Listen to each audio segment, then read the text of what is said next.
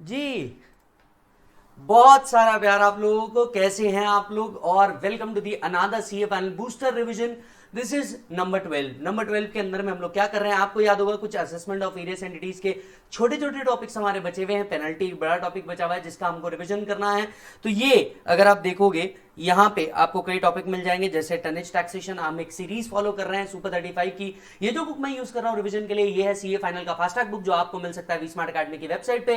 Website से अगर आप नहीं पॉसिबल ले पाना तो आपके सिटी के अंदर में जो भी वी स्मार्ट का सेंटर है वहां पे कॉल कीजिए, वहां पे पूछिए, वहां पे अवेलेबल होगा तो वहां से ले लीजिए। यस और नो? सो यहाँ पे एक टनेज टैक्सेशन है, दूसरा असेसमेंट ऑफ वेरियस एंटिटीज के, टैक्सेशन ऑफ बिजनेस ट्रस्ट हो गया, सिक्योरिटाइजेशन ट्रस्ट हो गया, इन्वेस्टमेंट फंड हो गया, पेनल्टीज हो गया। ये टॉपिक को आज हमें कंप्लीट करना है, जिसके साथ हमारा डीटी का रिवीजन कंप्लीट हो जाएगा और फिर हम लोग इंटरनेशनल टैक्स के रिवीजन के ऊपर जाएंगे।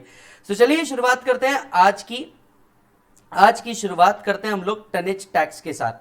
आज की शुरुआत करते हैं हम लोग टनेज टैक्स के साथ। कल अगर आपको याद होगा तो हम लोगों ने जो लास्ट टॉपिक पढ़ा था वो था taxation of MAT, that is minimum alternate tax, alternate minimum tax, that is taxation of companies.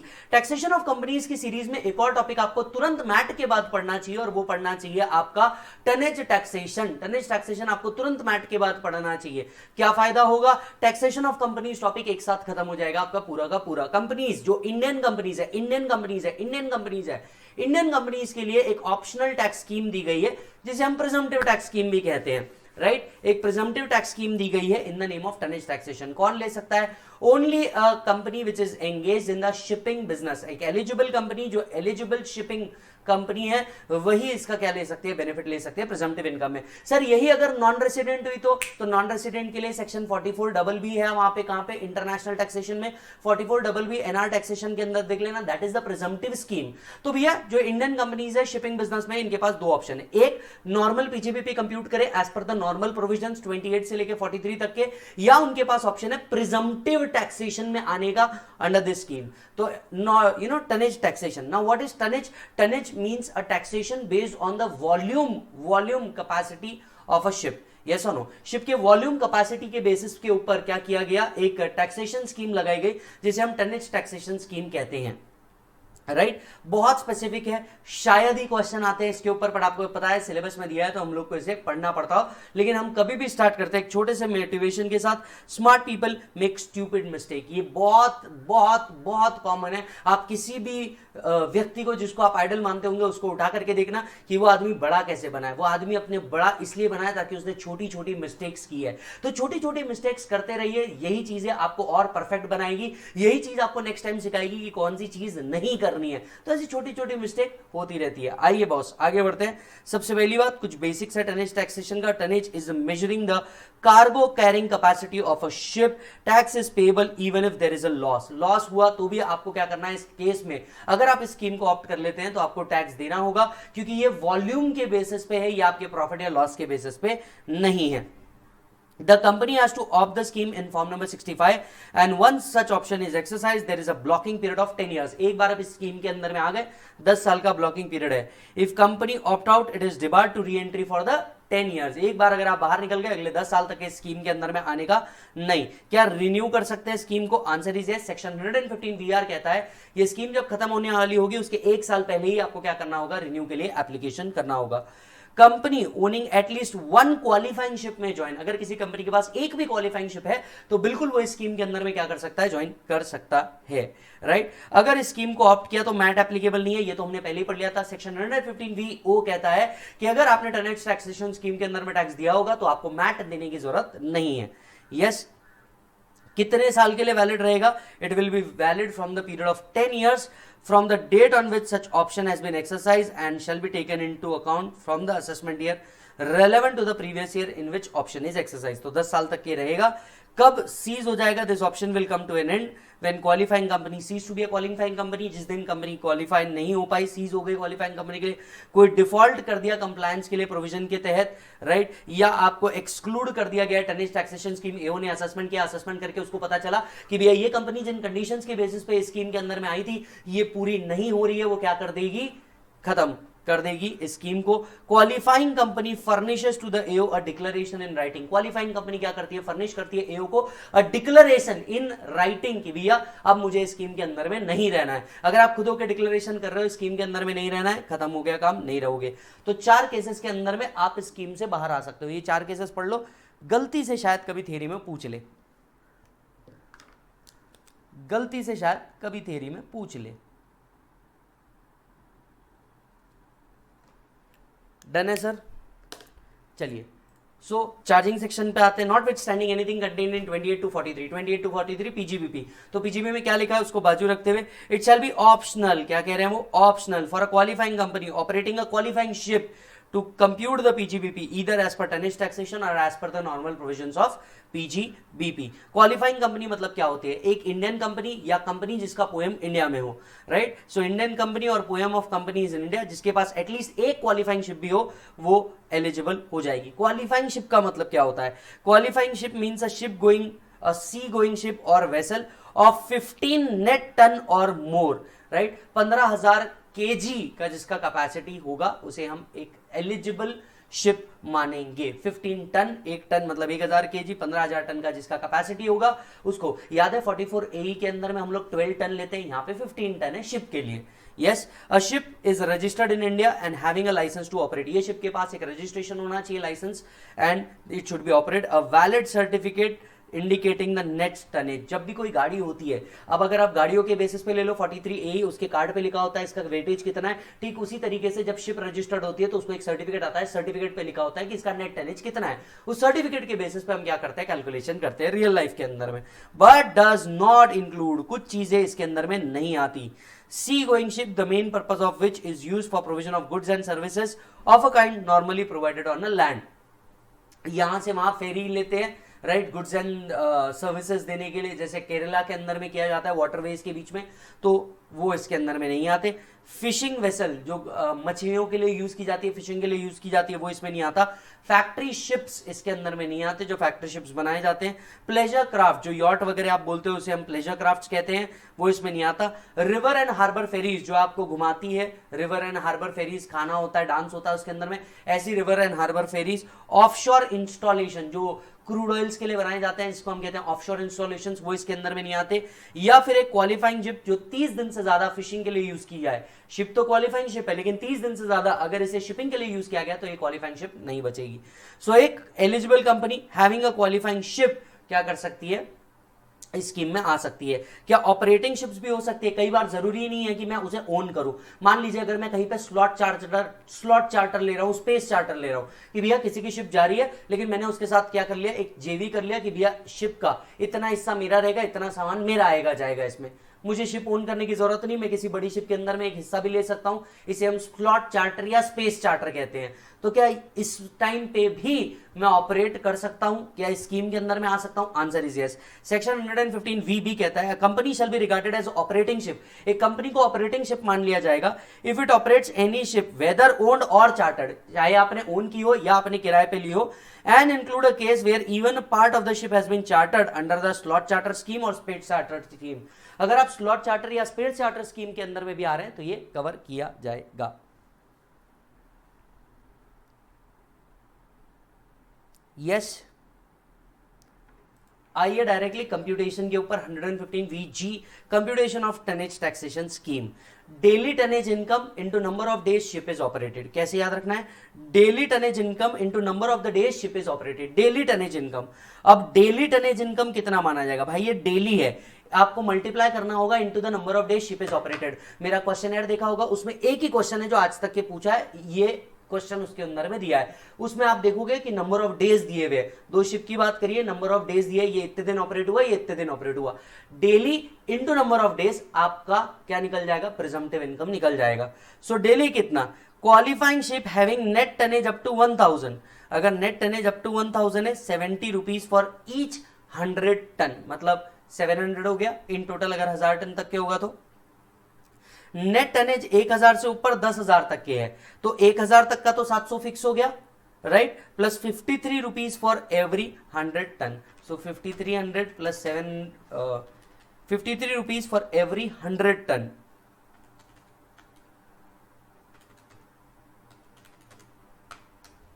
So this comes to 5470। कैसे निकाला?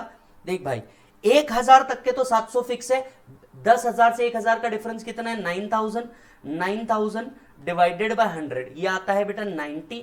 90 इंटू 53, 4770 प्लस 700 करोगे तो 5470 आपका आ जाएगा up to 10,000 ton, sorry up to 10,000 kgs, exceeding 10,000 up to 25,000।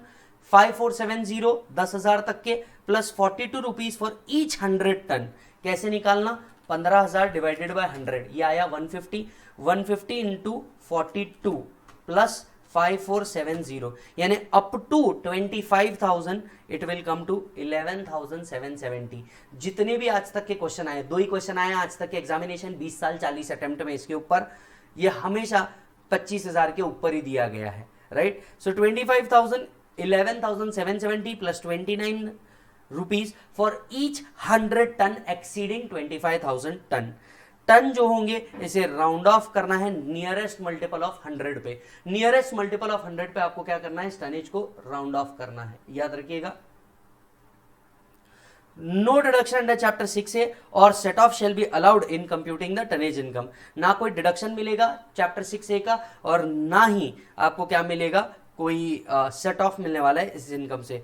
जो भी tonnage income आई it will be liable to tax at the rate of 30%, that is companies rate 30%, या accordingly 25% if condition is satisfied, plus applicable surcharge plus cess. और अगर आपने tonnage scheme opt किया होगा तो मैट एप्लीकेबल नहीं है, चेक कर लो मालिक।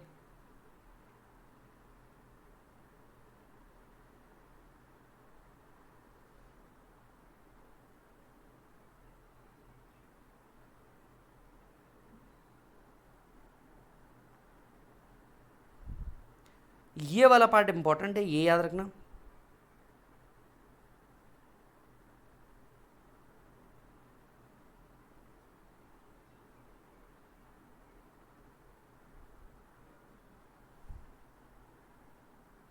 Done sir.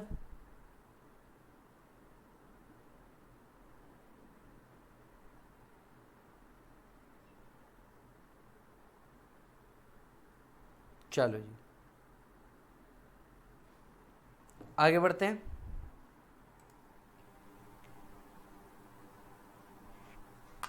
अगर कोई क्वालिफाइंग शिप आपने सोल्ड किया तो क्या इसके ऊपर कैपिटल गेन आएगा? Answer is yes.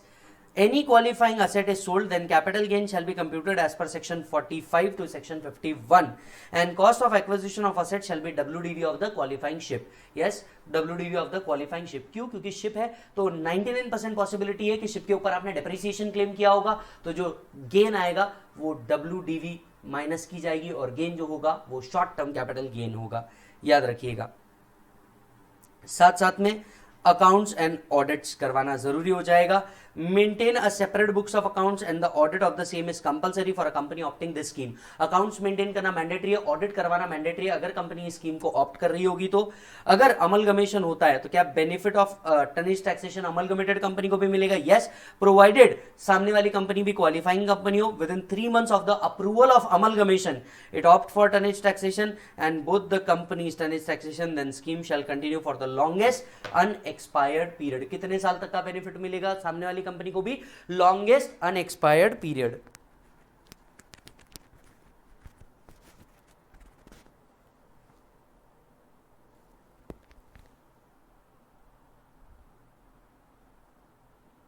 Yes sir.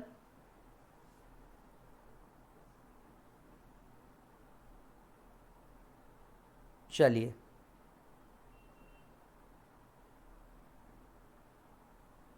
बहुत शानदार।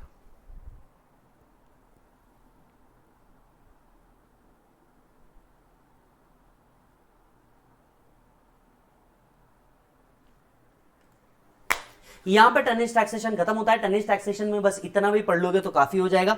जिस चीज के ऊपर टनेज टैक्सेशन में एग्जाम के दिन पे फोकस करना है ना, वो है ये। एग्जाम के दिन पे इस पे फोकस कर लेना, और वो क्वेश्चनर में जो मैंने एक क्वेश्चन दिया है, बस वो एक क्वेश्चन भी अगर आपने कर लिया काम हो गया। दोबारा एग्जाम में टॉपिक को उठाना भी मत, नॉट सो इंपॉर्टेंट टॉपिक के अंदर में, यस और नो? वैसे आपको पता हो या नहीं पता हो, मैंने पूरा एबीसी एनालिसिस डाला है, अगर आपको नहीं पता है तो प्लीज जा करके देखिए, एबीसी एनालिसिस डायरेक्ट एक्सेस का मैंने डाला है, टॉपिक वाइज सेक्शन वाइज डाला है, क्या पढ़ना क्या नहीं पढ़ना, ताकि आपको खुद एग्जाम में पता चल जाए क्या चीज इंक्लूड करो क्या चीज एक्सक्लूड करो, game over, no if no but, only cut to cut, exam में बहुत बेहतर प्रिपरेशन हो जाएगा, टेंशन नहीं लेने का, इतना भी कर लोगे तो काफी हो जाएगा, don't worry about it. Low sir, tonnage taxation scheme भी खत्म हुई हमारी। अब आते हैं नेक्स्ट टॉपिक के ऊपर। टनेज टैक्सेशन लेने के बाद असेसमेंट ऑफ वेरियस एंटिटीज के और छोटे छोटे टॉपिक्स को आप कंप्लीट कर सकते हो, जिनमें पहला है लिक्विडेशन, टैक्सेशन ऑफ लिक्विडेशन। वैसे देखा जाए तो इस लिक्विडेशन के अंदर में असेसमेंट वाले सेक्शन अलग है, बाकी लिक्विडेशन जो आप कैपिटल गेन के साथ करते हो बिल्कुल उसी तरीके से है। आइए जरा बात करते हैं, लिक्विडेट अगर हो रहा है, कंपनी अगर लिक्विडेट हो रही है और कंपनी लिक्विडेशन में अपने एसेट्स उठा करके दे रही है, राइट, तो सेक्शन 46(1) अप्लाई होता है, जो कहता है it is not regarded as transfer and not liable to capital gain. So company अगर लिक्विडेशन में अपने शेयर होल्डर को एसेट उठा के दे रही है तो शेयर होल्डर के हाथ में क्या होगा ये बाद में देखेंगे, पहले कंपनी के हाथ में it is not regarded as transfer and not liable to capital gain. Point 1 बाजू करो। अब शेयर होल्डर के हाथ में क्या होता है, शेयर होल्डर के हाथ में सबसे पहले ये डीम्ड डिविडेंड माना जाता है अंडर सेक्शन 222C। क्या तुम्हें याद है? नहीं याद है तो इसको कोरिलेट करना सीखो। जब भी कंपनी लिक्विडेशन में अपने शेयर होल्डर को असेट्स उठा करके दे देती है, कैपिटल असेट्स उठा करके दे देती है, तो बॉस शेयर होल्डर के हाथ में डीम्ड डिविडेंड माना जाता है। और आपको तो पता है डीम्ड डिविडेंड इज कितना माना जाता है, to the extent of accumulated profit whether capitalised और नॉट। 222C कहता है ये उतना डीम्ड डिविडेंड माना जाएगा to the extent of accumulated profit whether capitalised और नॉट। तो जरा इस तरह से इसे समझने की कोशिश कीजिए। मान लीजिए एक कंपनी लिक्विडेट हुई, कंपनी लिक्विडेशन में अपने शेयर होल्डर को उठा करके एक बिल्डिंग ट्रांसफर कर दी, ठीक है, कंपनी के रिजर्व्स एंड सरप्लस 5 लाख है और बिल्डिंग की वैल्यू जो थी ये 10 लाख रुपीस थी, बराबर है। अब 222C के तहत कितना डीम्ड डिविडेंड माना जाएगा? Only 5 lakh, that is to the extent of accumulated profit. अब आप सवाल पूछेंगे दूसरा जो बचे हुए 5 लाख है इसका टैक्सेबिलिटी क्या होगा? ये आएगा 46(2) के हिसाब से। क्या ये आपको पता है या नहीं पता है? 46(1) कंपनी के बारे में बात करता है, 46(1) कहता है कंपनी के लिए it is not regarded as transfer not liable to capital gain. पर वहीं जहां शेयर होल्डर को कोई एसेट मिला होगा, शेयर होल्डर को अगर कोई एसेट मिला होगा तो whatever is the value of the asset minus the amount of deemed dividend, whatever is the fair market value of asset minus deemed dividend will be treated as full value of consideration for the purpose of capital gain. In short, ये जो 5 लाख रुपए हैं इसके ऊपर capital gain taxability आएगी। ये जो 5 लाख रुपए हैं इसके ऊपर कैपिटल गेन टैक्सेबिलिटी आएगी इन the hands of share holder, in the hands of share holder. ये बात समझ में आई? तो 46(1), 46(2) और साथ साथ में 222C, ये तीनों सेक्शन को एक साथ पढ़ लेना। वापस रिपीट करता हूं मैं, जो कंपनी है लिक्विडेशन में ट्रांसफर कर रही है इसके ऊपर 46(1) करता है, अगर लिक्विडेशन में कोई एसेट ट्रांसफर करता है it is not regarded as transfer not liable to capital gain. Share holder को मिला 222C के तहत ये क्या होता है? टैक्सेबल होता है। 222C के तहत क्या होता है बेटा? ये टैक्सेबल होता है कितना? To the extent of accumulated profit whether capitalised और नॉट। शेयर होल्डर के हाथ में डीम्ड डिविडेंड टैक्सेबल है इस साल से, तो डीम्ड डिविडेंड तो टैक्सेबल हो गई। अब मान लो 10 लाख की बिल्डिंग, 5 लाख का रिजर्व था, तो डीम्ड डिविडेंड कितना हो गया? 5 लाख रुपए का हो गया। बचे हुए 5 लाख रुपए का क्या? शेयर होल्डर के हाथ में 46(2) के तहत टैक्स होगा। कितना? What ever is the fair market value of the set minus जितना डीम्ड डिविडेंड था। Fair market value of the set is 10, deemed dividend हुआ 5, तो full value of consideration for the purpose of capital gain कितना माना जाएगा? 5 इन the hands of share holder. Yes, ऐसे 3 section को correlate करके पढ़ लोगे तो लिक्विडेशन का एक पार्ट तो आपका वैसे ही खत्म हो जाएगा। शुरुआत करते हैं एक छोटे से मोटिवेशन के साथ। Good things come to those who go out and earn it. किसी भी चीज को अचीव करने के लिए आपको एक्स्ट्रा ऑर्डिनरी मेहनत करनी पड़ती है। ऑर्डिनरी मेहनत से कभी कुछ नहीं अचीव होता मेरे भाई। लाइफ में आपको थोड़ा सा स्ट्रेस में जाना होता है, लाइफ को आपको थोड़ा सा अपने आप को कंफर्ट जोन से बाहर करना होता है, तब जाके लाइफ में कुछ अचीव होता है। लाइफ में ना कभी भी कंफर्ट जोन के साथ कुछ अचीव नहीं होता, जब आप कंफर्ट जोन के बाहर जाते हो तब अचीव होता है। नो डाउट बहुत ज्यादा तकलीफ होती है, पर जो टारगेट्स आपको अचीव करने हैं ना वो कंफर्ट जोन के साथ कभी अचीव नहीं होते। प्रेशर में ही सारे एक्टिविटीज होते हैं। अनलेस एंड अनटिल किसी रॉकेट को प्रेशर ना लगता, पीछे आग ना लगती, तो वह हवा में ऊपर नहीं जाता। इस बात को याद रखिएगा। तो आपको आपके कंफर्ट जोन से बाहर आना होगा। 10 बार ऐसा लगेगा बस यार अब नहीं करते। कई बार रिवीजन वीडियोस को भी देख करके ऐसा लगता है अरे यार बस बहुत थक गए, कुछ और देख लेते हैं 5-10 मिनट के लिए अपने आप को रिफ्रेश कर देते हैं। पर मेरे भाई ये वो टाइम नहीं है। तुम फाइनल में आ चुके हो और फाइनल में आकर के ना अपने आप को बिल्कुल मत बख्शना। फाइनल में आके अपने आप को बख्शना सबसे बड़ी गलती होती है, पता है तुम्हें? फाइनल में आकर के अपने आप को कभी नहीं बख्शना चाहिए, अपने आप को पूरा पूरा 100 नहीं 200% दे देना चाहिए, ताकि आप अपने लाइफ का जो गोल है वो अचीव कर सको। अरे ये सोच के देखो, कई लोगों का तो सपना होता है फाइनल में आना, फाइनल में तुम लोग आ चुके हो तो भाई अब ये तुम्हारी जिम्मेदारी बनती है कि भैया तुम इसको क्या करो, कंप्लीट करो। समझ में आ रही है बात? आइए इधर देखते हैं। अच्छा, जब लिक्विडेशन पढ़ते हो एडिशनली बस आपको 2 सेक्शन पढ़ने होते हैं, 178 179, टॉपिक ओवर हो जाता है। So taxation for shareholder is the most important thing, right? So where the shareholder upon liquidation receives any money or the other assets the company, then capital gain is applicable in the hands of shareholder। ये कौन से section की बात कर रहे हैं मेरे भाई, बात बताओ जल्द से। 46(2) कितना, whatever is the money received plus fair market value of the asset received minus the amount of deemed dividend under 222C, right? ये बन जाएगा आपका फुल वैल्यू ऑफ कंसिडरेशन। इसमें से cost of acquisition of share minus करना, long term या short term capital gain share holder के हाथ में क्या हो जाएगा, अराइज हो जाएगा।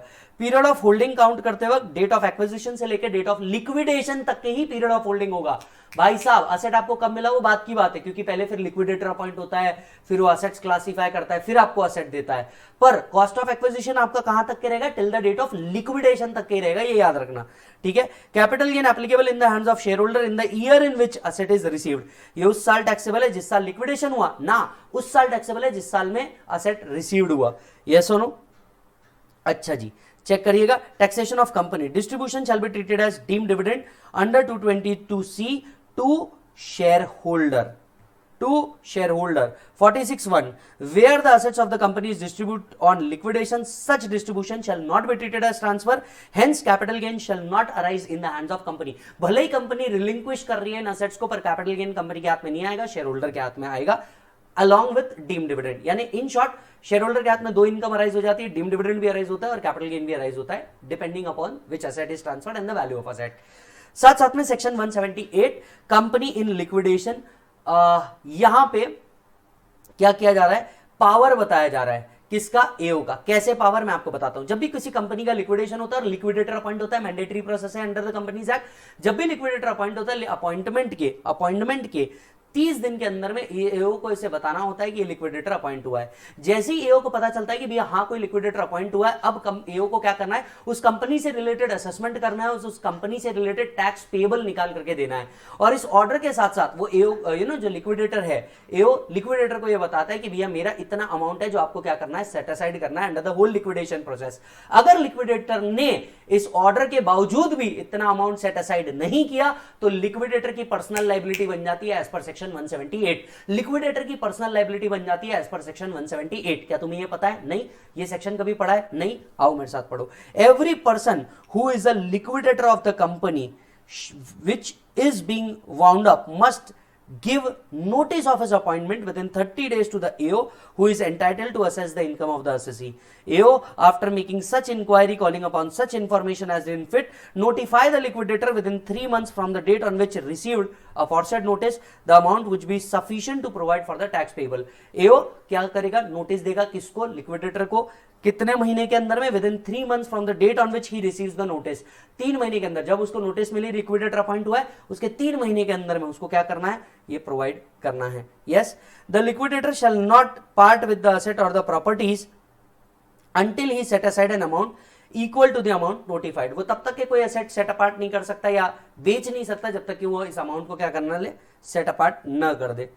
If the liquidator can part such asset or the properties for the purpose of making the payment of tax, government dues or meeting the cost of wind up. If liquidator fail to give the notice or set apart, then he shall be personally liable for the payment of tax which company would have been liable. And the last section 179, liability of directors of a private company.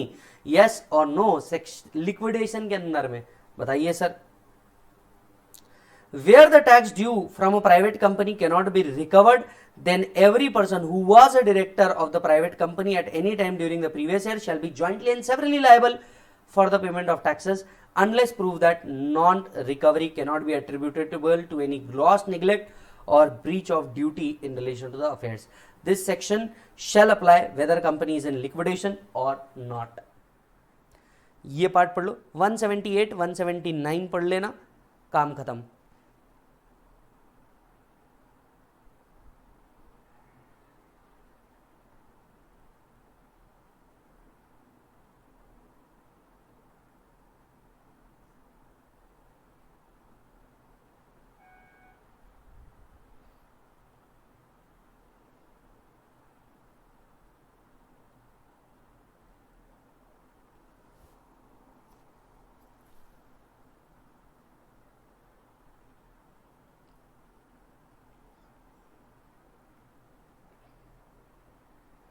Done है sir? That's it. चलो जी, सो liquidation के बाद अब हमें दूसरा topic पढ़ना चाहिए and that is taxation of securitization trust. Exam में बहुत मतलब रेयर चांस है इसके आने के, बट हाँ आपको टॉपिक दिया हुआ है सिक्योरिटाइजेशन ट्रस्ट, तो ये आ सकता है। So it's not about perfect but about efforts. आप कितना परफेक्ट है इसके बारे में बात ही नहीं चल रही, आप कितने एफर्ट्स डालते हैं उसके ऊपर ये बात चल रही है। Taxation of securitization trust. Securitization क्या एक्टिविटी होती है? सिक्योरिटाइजेशन एक एक्टिविटी होती है बड़ी सिंपल सी, जहां पे क्या करते हैं जो फाइनेंशियल इंस्टीट्यूशन है, सिक्योरिटाइजेशन ट्रस्ट है, ये बैंक से क्या लेते हैं, उनके लोन ले लेते हैं और इसके बदले में क्या करते हैं, इनकम कमाते हैं। In short taking up of dept, restructuring of डेप्ट का एक मैकेनिज्म होता है।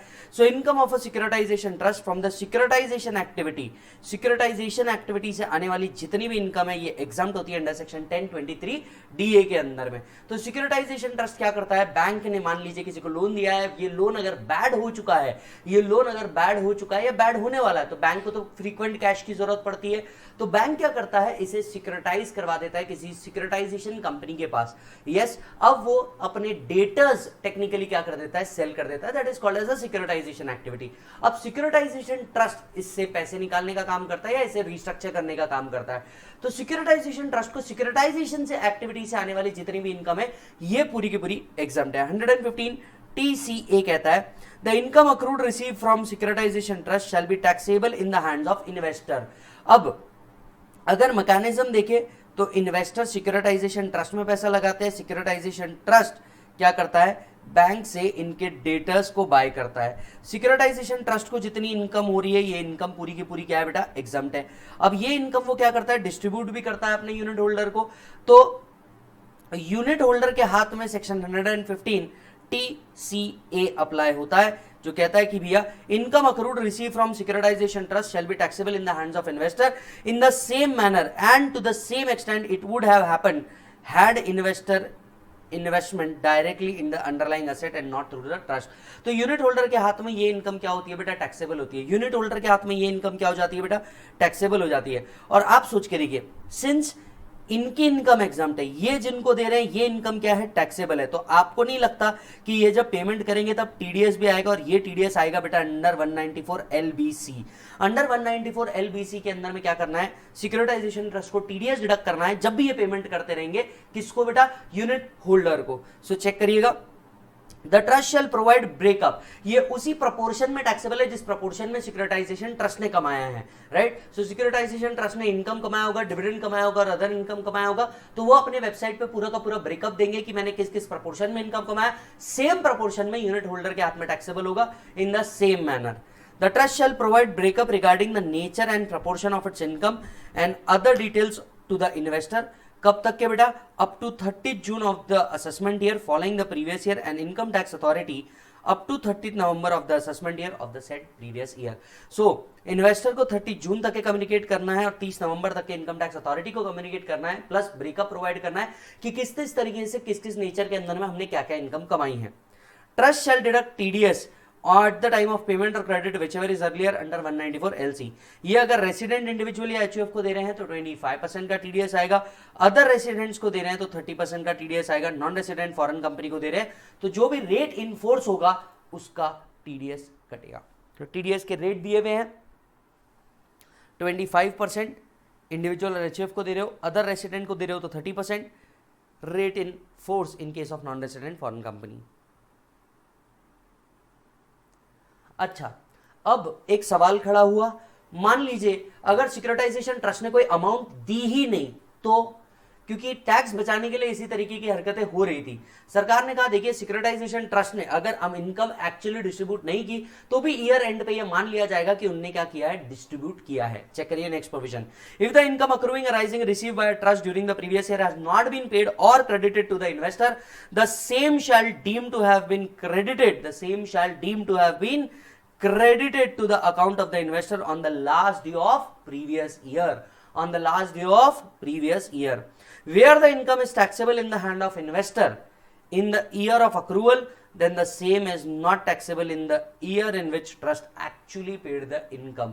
अगर अक्रूवल बेसिस पे ये इन्वेस्टर के हाथ में टैक्स हो गया तो जब एक्चुअली उन्हें रिसीव होगा तब वो ईयर में टैक्सेबल नहीं है. We all know that. There will be no DDT paid on distribution made by securitization trust to the investor. जब securitization trust DDT देती रहेगी तो कोई dividend distribution tax देने की जरूरत नहीं है. So that's it. That was a securitization trust. Securitization trust को securitization activity से जो इनकम आ रही है ये exempt है. अदर एक्टिविटी से कोई इनकम आ रही होगी वो टैक्सेबल है. ये इनकम जब यूनिट होल्डर को डिस्ट्रीब्यूट करते हैं तो यूनिट होल्डर के हाथ में क्या हो जाएगा बेटा, टैक्सेबल हो जाएगा. और इसी के लिए टीडीएस रिस्पॉन्सिबिलिटी भी आएगी 194 LBC के अंदर में. इतना पार्ट देख लीजिए, बस इतना सा पार्ट है, गेम ओवर. एग्जाम में हालांकि इसके आने के चांसेस बहुत बहुत ज्यादा रेयर है.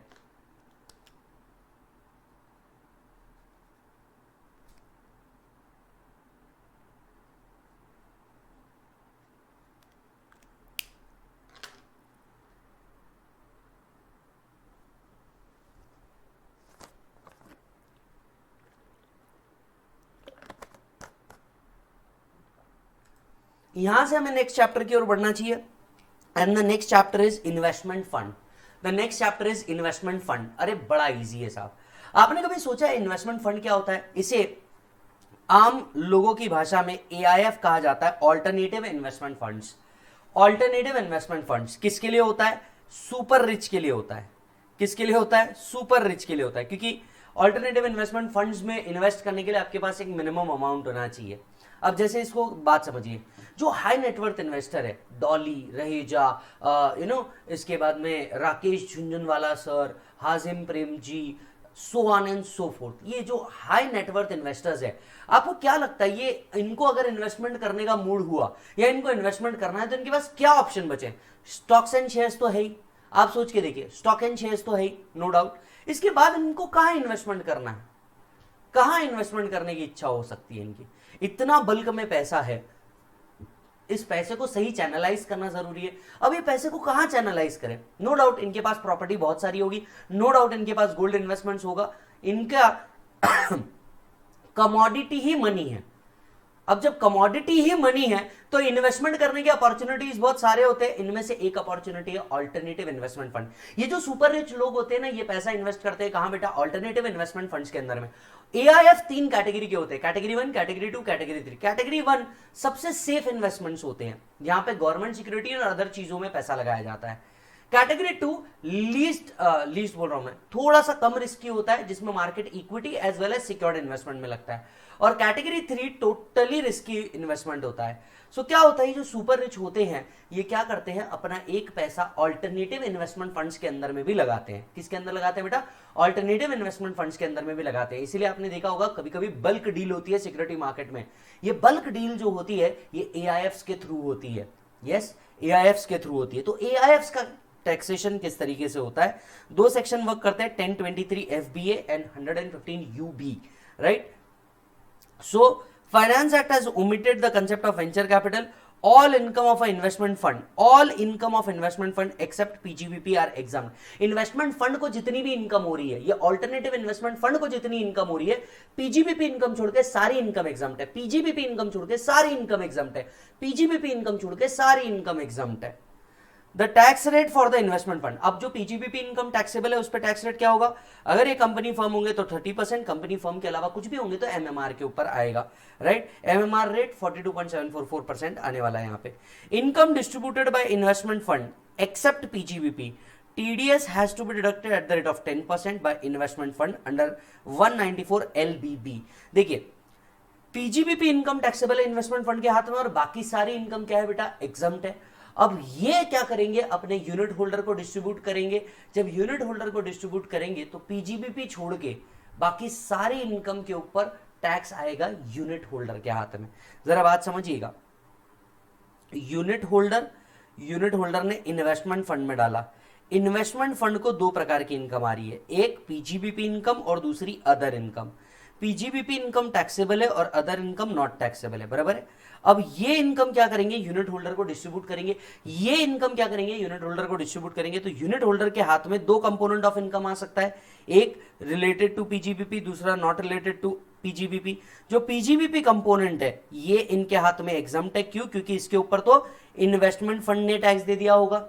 और अदर कंपोनेंट जो है ये क्या है बेटा, टैक्सेबल हो जाएगा। अगर ये अदर कंपोनेंट टैक्सेबल है तो जाहिर सी बात है टीडीएस रिस्पॉन्सिबिलिटी आएगी किसके ऊपर बेटा, इन्वेस्टमेंट फंड के ऊपर टीडीएस रिस्पॉन्सिबिलिटी आएगी, और ये टीडीएस रिस्पॉन्सिबिलिटी उनको कवर्ड है 194 LBB के अंदर में। 194 LBB के अंदर में इनकी टीडीएस रिस्पॉन्सिबिलिटी होगी, पे करते वक्त यूनिट होल्डर को टीडीएस डिडक्ट करना होगा। So any loss incurred by investment fund should be carried forward bye investment fund only and not by the unit holder. If the income accruing arising received by fund during the previous year has not been paid credited to the unit holder, the same shall deem to have been credited on account of investor on the last day of previous year and taxable in the hands of unit holder. Yes. Filing of return is mandatory. जो भी investment fund है इनके लिए मालिक return filing करना क्या है बेटा, मैंडेटरी है। यस और नो।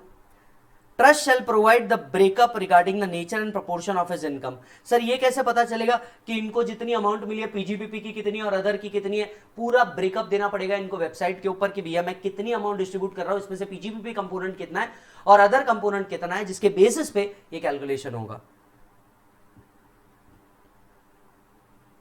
यस अच्छा जी sir.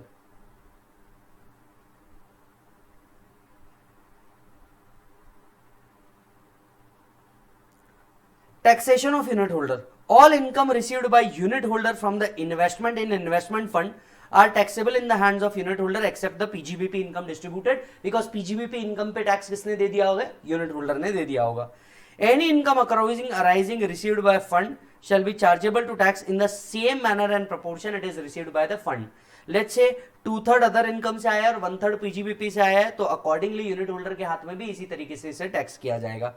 Where in any previous year the net result of computation of total income of investment fund is a loss under any head of the income and such loss cannot be or is not wholly set off against the income under any other head, then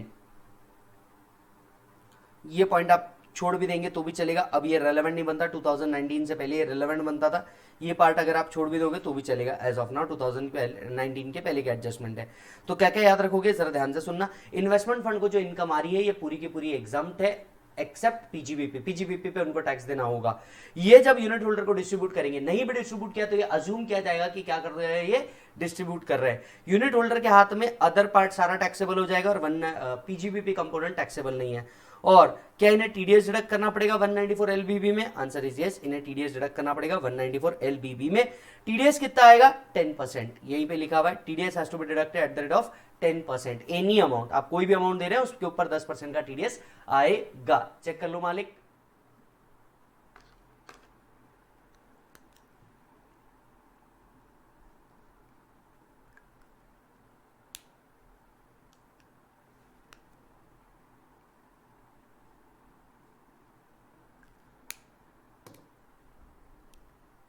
बात trust की हो और business trust ना आए, ऐसा तो हो नहीं सकता। टैक्सेशन ऑफ बिजनेस ट्रस्ट इस टाइम पे यहां पे एक अमेंडमेंट हुआ है with respect to the dividend part. वो इंपॉर्टेंट है क्योंकि मे 21 के आरटीपी के अंदर में ये पूछा गया है। मे 21 के आरटीपी में आप लोगों को ये सवाल पूछा गया है, इसी के लिए कंसेप्ट इंपॉर्टेंट है, right. Taxation of business trust, आपको तो पता है बिजनेस ट्रस्ट दो प्रकार के होते हैं, रीट और इनवीट दो प्रकार के होते हैं। यस और no? REIT that is real estate investment trust, infrastructure investment trust. Yes और नो? रीट और इनवीट, राइट। टॉपिक चालू करने से पहले the secret of getting ahead is getting started. आपको अगर आगे बढ़ना है तो कहीं ना कहीं तो शुरुआत करनी पड़ेगी। सिर्फ बैठे रहोगे सोचते रहोगे कि मैं आगे जाऊंगा आगे जाऊंगा आगे जाऊंगा, इससे कुछ नहीं होने वाला। कहीं से तो आपको ये शुरुआत करनी ही पड़ेगी। यस, तो चलिए आइए स्टार्ट करते हैं। देखिए, अगर तीन टॉपिक की बात हो ना, सिक्योरिटाइजेशन ट्रस्ट, इन्वेस्टमेंट फंड या बिजनेस ट्रस्ट, तो मोस्ट लॉजिकली आपको जो पढ़ना चाहिए ना वो है बिजनेस ट्रस्ट। बाकी के इन्वेस्टमेंट फंड, सिक्योरिटाइजेशन फंड नहीं भी पढ़ोगे तो भी चलेगा। बिजनेस ट्रस्ट ऐसी चीज है जिसको एग्जाम में कंफर्म पढ़ के जाना, क्योंकि ये बहुत फेवरेट पॉइंट है एग्जामिनर का। और रीसेंट टाइम्स में बिजनेस ट्रस्ट काफी हाईलाइटेड भी है, चाहे वो इन्वेस्टमेंट एंगल से ही क्यों ना बोलो, तो ये अच्छी चीज है, इसे पढ़ के जाना, राइट। सबसे पहले तो डेफिनेशन के अंदर में अमेंडमेंट आया है। यस, सबसे पहले तो डेफिनेशन के अंदर में अमेंडमेंट आया है। डेफिनेशन के अंदर में क्या अमेंडमेंट आया है? पहले units of this are required to be recognize on stock exchange हुआ करता था, अभी अगर रिकॉग्नाइज नहीं भी होंगे तो भी चलेगा। मतलब अगर इनके यूनिट लिस्टेड नहीं भी होंगे किसके अंदर में, रिकॉग्नाइज स्टॉक एक्सचेंज के अंदर में, तो भी चलेगा। तो सबसे पहला अमेंडमेंट तो 213A के अंदर में आया। Business trust means a trust registered registered as infrastructure investment trust with SEBI, real estate investment trust with SEBI, the units of which required to be listed, ये वर्ड कट कर दिया गया है, जिसका मतलब वो लिस्टेड रहे या ना रहे तो भी चलेगा, राइट। रीट दिया है, एसपीवी दिया है, ठीक है सर। आगे बढ़ते हैं। सबसे पहले 1023 FC, exemption of certain income, ध्यान से सुनिएगा। बिजनेस ट्रस्ट को जो इनकम हो रही है 1023 एफसी कहता है बिजनेस ट्रस्ट को जो इनकम हो रही है किससे, एसपीवी से। देखिए वर्क कैसे होता है, बड़ा सिंपल तरीका है सर वर्क होने का। यूनिट होल्डर पैसा लगाते हैं बिजनेस ट्रस्ट के अंदर में और बिजनेस ट्रस्ट इन्वेस्टमेंट करता है एसपीवी के अंदर में, बराबर है। तो एसपीवी से बिजनेस ट्रस्ट को जो इंटरेस्ट इनकम जा रहा है और जो डिविडेंड इनकम जा रहा है, इंटरेस्ट इनकम जा रहा है और जो डिविडेंड इनकम जा रहा है, ये पूरा का पूरा 1023 एफसी के अंदर में एग्जाम्प्ट है मालिक। सो चेक कर लीजिए, income of a business trust by way of interest or dividend shall be exempt from tax. तो जो डिविडेंड और इंटरेस्ट इनकम है ये टोटली एग्जाम्प्ट फ्रॉम टैक्स होगा। किसके हाथ में बेटा, बिजनेस ट्रस्ट के हाथ में। अच्छा, अगर business trust real estate investment trust है, अगर business trust real estate investment trust है, सो ध्यान से सुनना, अगर बिजनेस ट्रस्ट रीट है तो इनको दो तरह से इनकम आ सकती है, एक तो इन्वेस्टमेंट के थ्रू आ ही सकती है, दूसरा रेंटल इनकम भी आता है। तो जो रेंटल इनकम भी बिजनेस ट्रस्ट को मिल रहा है ये भी एग्जाम्प्ट है, being real estate investment trust. Infrastructure को रेंटल इनकम एग्जाम्प्ट नहीं आता, जनरली अराइज भी नहीं होता। Any income of a business trust being a REIT की बात चल रही है सिर्फ, by way of renting, leasing, letting out of a real estate directly owned shall be asset directly owned shall be exempt from tax. Rental income of infrastructure investment trust is not exempt. बात को याद रखिएगा, ये बात को याद रखिएगा।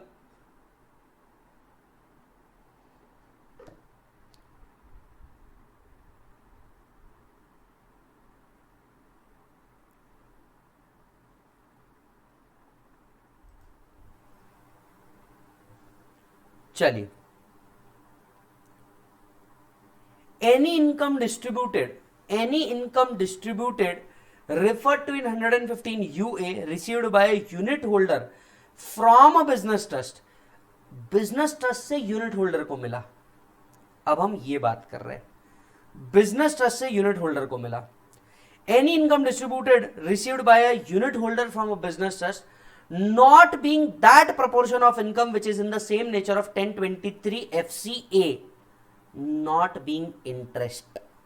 ये अमाउंट जो डिस्ट्रीब्यूट हुई, अगर ये इंटरेस्ट इनकम है तो ये क्या हो जाएगा मालिक, टैक्सेबल हो जाएगा। लेकिन अगर ये डिविडेंड है, तो यहां हुआ है अमेंडमेंट, जरा ध्यान से सुनना, एसपीवी ने बिजनेस ट्रस्ट को, इस कंसेप्ट को बस ध्यान से सुन लो, बाकी सब कंसेप्ट को बाजू कर लो। एसपीवी ने बिजनेस ट्रस्ट को डिविडेंड दिया, क्या दिया बेटा, डिविडेंड दिया। ये डिविडेंड बिजनेस ट्रस्ट के हाथ में क्या है मालिक, एग्जाम्प्ट है। बिजनेस ट्रस्ट ने क्या दिया, बिजनेस ट्रस्ट ने किसी यूनिट होल्डर को दिया। अब यूनिट होल्डर के हाथ में ये डिविडेंड टैक्सेबल है या नहीं है, ये डिपेंड करेगा एसपीवी के ऊपर। सर एसपीवी के ऊपर, yes. If SPV opted for 115 BAA तो यूनिट होल्डर के हाथ में डिविडेंड क्या हो जाएगा, टैक्सेबल हो जाएगा। अब यूनिट होल्डर के हाथ में अगर डिविडेंड टैक्सेबल हो गया तो इस पे टीडीएस आएगा, बिजनेस ट्रस्ट इस पे टीडीएस डिडक्ट करेगा। आप समझ रहे हो मेरी बात को। एसपीवी ने बिजनेस ट्रस्ट को जो डिविडेंड दिया ये एग्जाम्प्ट है। अब बिजनेस ट्रस्ट उठा के जब यूनिट होल्डर को देगा, यूनिट होल्डर के हाथ में तभी टैक्सेबल होगा। ये फाइनेंस एक्ट का अमेंडमेंट है, यूनिट होल्डर के हाथ में तभी टैक्सेबल होगा जब एसपीवी ने 115 BAA ऑप्ट किया होगा। If SPV has not opted for 115 BAA,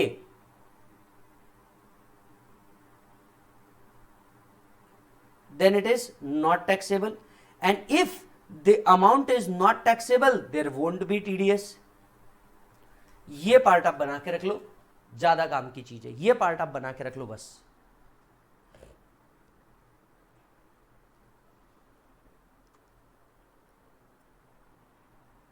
Everybody,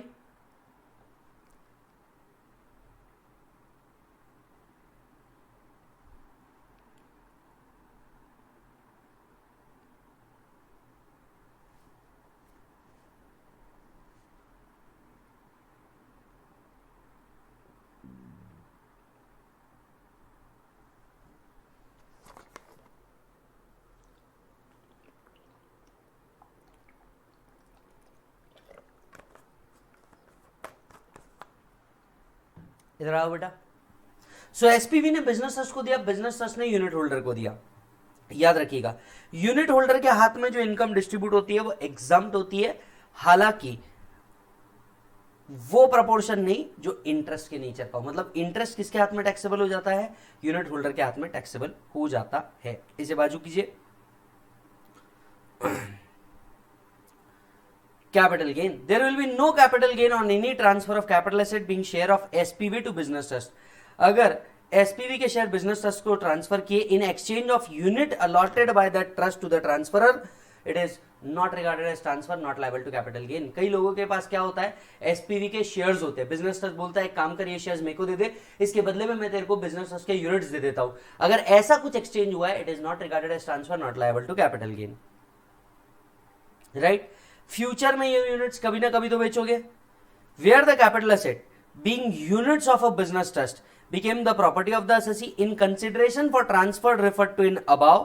right, ये यूनिट्स के आपने शेयर्स दे दिए, बिजनेस ट्रस्ट के यूनिट्स ले रहे, ये यूनिट्स कभी तो बेचोगे फ्यूचर में, उस टाइम पे कॉस्ट क्या लोगे, the cost of acquisition, the cost of acquisition of the asset shall deem to be the cost of acquisition to him of the shares referred to in the said clause। अब ये units का cost क्या लोगे, जब ये units बेचते रहोगे, units का कॉस्ट वही होगा जो शेयर्स का एक्सचेंज हुआ था। इन शॉर्ट जो शेयर्स का वैल्यू था वही यूनिट्स का कॉस्ट डीम कर लिया जाएगा for the purpose of computing the capital gain, for the purpose of computing the capital gain. अब होल्डिंग पीरियड, आपने जो लिया था ये शेयर्स लिया था, शेयर्स के बदले आज यूनिट ले लिया, अब यूनिट को फ्यूचर में बेच रहे हो, तो होल्डिंग पीरियड कहां से काउंट करोगे, जहां से यूनिट्स मिला वहां से या जहां से शेयर्स मिले थे वहां से। For computing the period of holding in case of a capital asset being the unit of business trust allotted in pursuance to the transfer, there shall be include the period for which shares were held. In short, holding period of units plus holding period of shares दोनों भी count किए जाएंगे for the purpose of computing the capital gain। तीनों point एक साथ वापस पढ़े। सबसे पहले अगर मैं कोई क्या हूं, शेयर होल्डर हूं, बिजनेस ट्रस्ट के यूनिट्स ले लेता हूं as against the shares,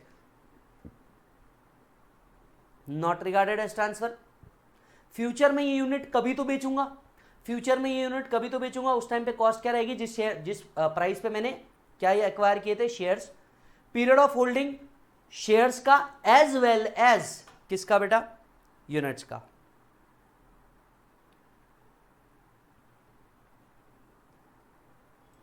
short term capital gain अगर अराइज होता है, टैक्स रेट क्या होंगे, 15%। Long term capital gain arise होता है, टैक्स रेट क्या होंगे, 112 के हिसाब से पूरे के पूरे। आ जाओ बेटा,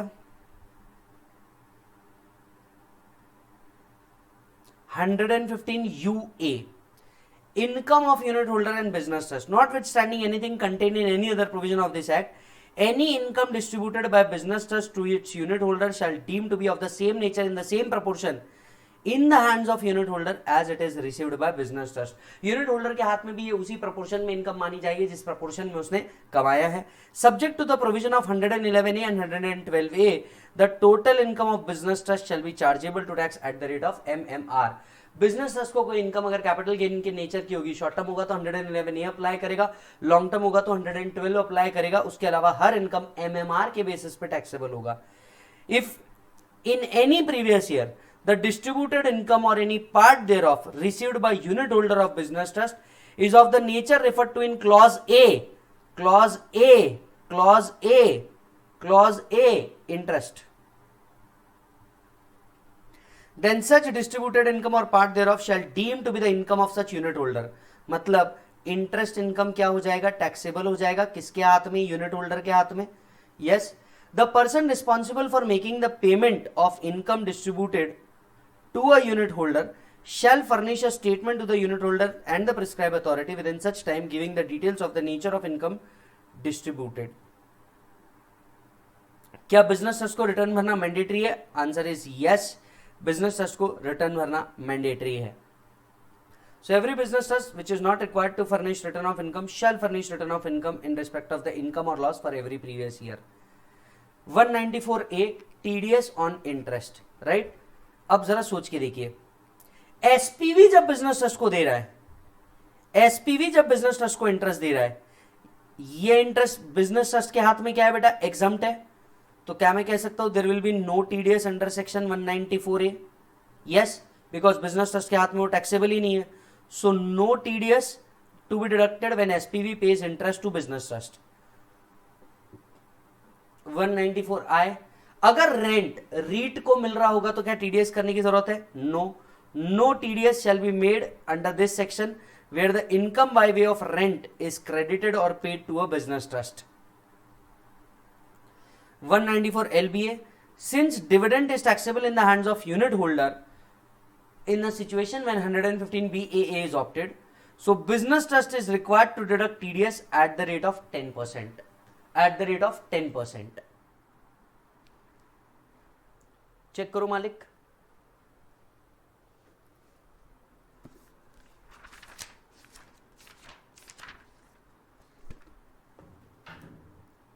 सो ये एक ड्राइंग मैंडेटरीली आप बना के रखो. क्वेश्चन आपको इसी के ऊपर आएगा. क्वेश्चन आपको इसी के ऊपर आएगा. ये एक ड्राइंग बना करके रखो.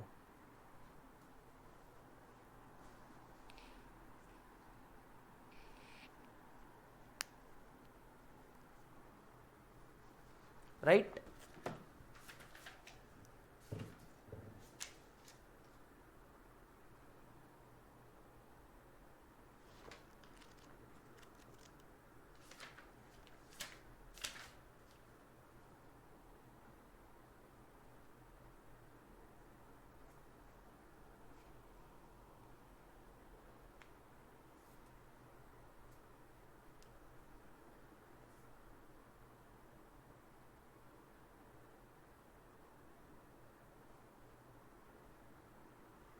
सर एक और चीज, ये जो इंटरेस्ट इनकम मिल रहा है ये टैक्सेबल है? बिल्कुल टैक्सेबल है. इधर आ जाओ. अगर आप ये ड्राइंग भी बना रहे हो तो और थोड़ा सा डीप में चल जाते हैं. टैक्स रेट क्या होंगे? नॉन रेसिडेंट है या फॉरेन कंपनी है तो 5%, अदर्स है तो नॉर्मल रेट, अदर्स है तो नॉर्मल रेट. सो ये जो इंटरेस्ट इनकम आ रहा है रेट एप्लीकेबल.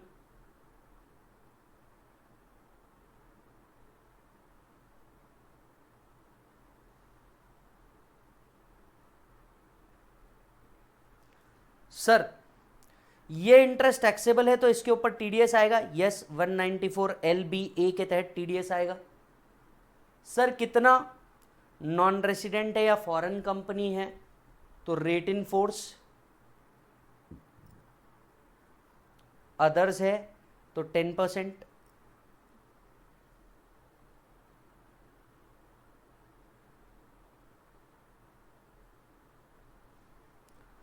सर डिविडेंड अगर टैक्स होता है तो TDS 10% to all.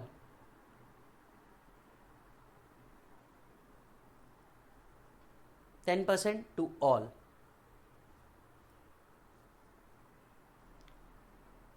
Business trust की 3 इनकम हो सकती है. लॉन्ग टर्म हुआ 20%, शॉर्ट टर्म हुआ 15%, अदर हुआ MMR 42.744%.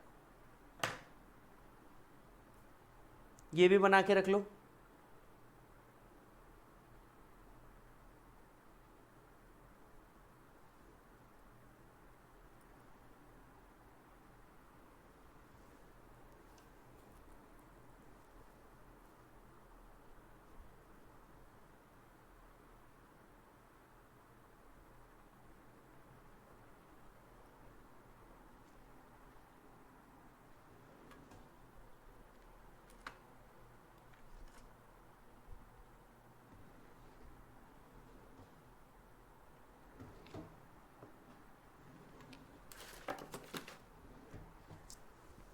If it is done,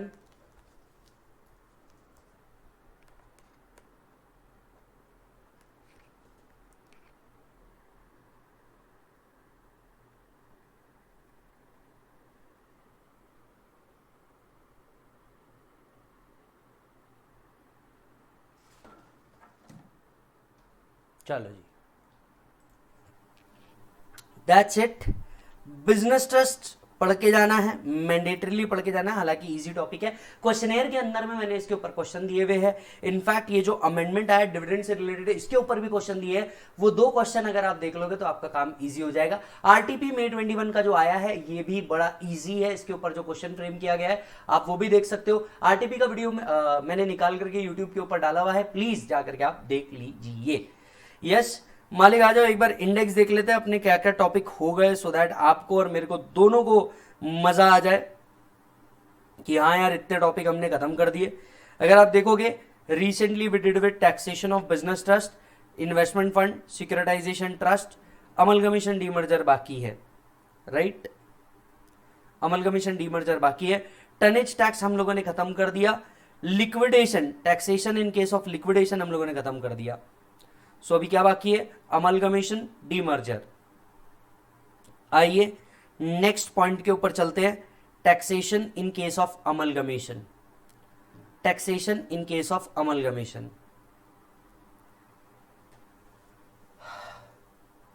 sir amalgamation के रिलेटेड टैक्स, सबसे पहले तो जो डेफिनेशन काम की है वो डेफिनेशन है अमलगमेशन की, और कुछ चीजें क्या होगी, डायरेक्ट बेनिफिट ट्रांसफर होगा अमलगमेशन में। अब अगर मैं आपसे सिंपल सी बात करूं, कुछ सेक्शन जैसे section 35D, section 35DD, 35DDA, 35AD, 33AB, 33ABA, 32(2), ये सारे अमलगमेटिंग कंपनी को भी मिलेंगे।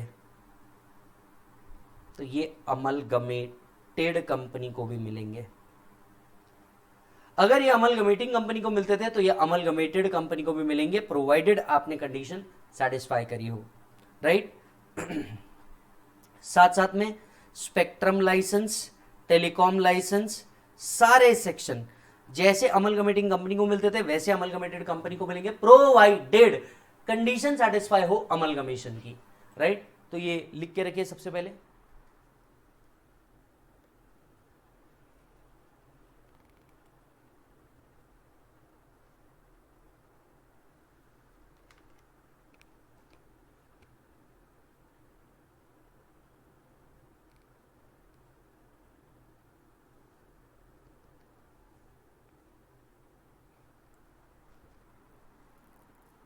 डन है बेटा?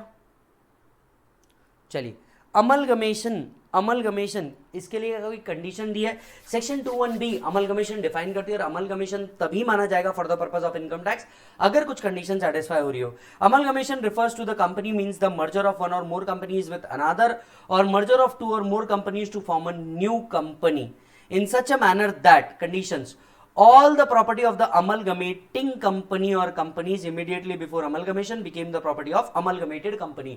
अगर अमलगमेटिंग कंपनी की सारी प्रॉपर्टीज बिफोर अमलगमेशन जो है ये ट्रांसफर हो जाती है अमलगमेटेड कंपनी को, तो हम मानेंगे कि हाँ ये अमलगमेशन है।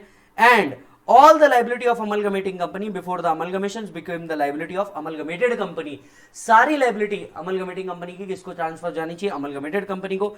shareholder holding not less than 75%, 3/4 75%, shareholder holding not less than 75% in the value of shares of amalgamating company held immediately before the amalgamation or by their nominee, the amalgamated company becomes the shareholder of amalgamated company by virtue of amalgamation।